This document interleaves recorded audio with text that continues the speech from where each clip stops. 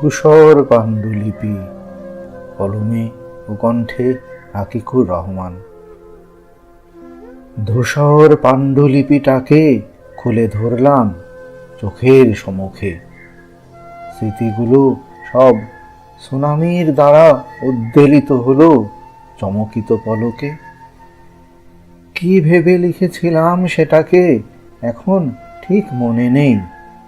অমোচনীয় কালি তখন তো আবিষ্কার হয়নি, তাই ঝর্ণা কলমে লেখা, আর তাতে হৃদয়ের পরশ পাই প্রতি পৃষ্ঠাতেই।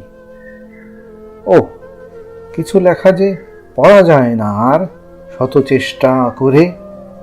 কান্নার জল হয়তো পড়েছিল কখনো, আর লেখাগুলো মুছে গেছে চিরতরে।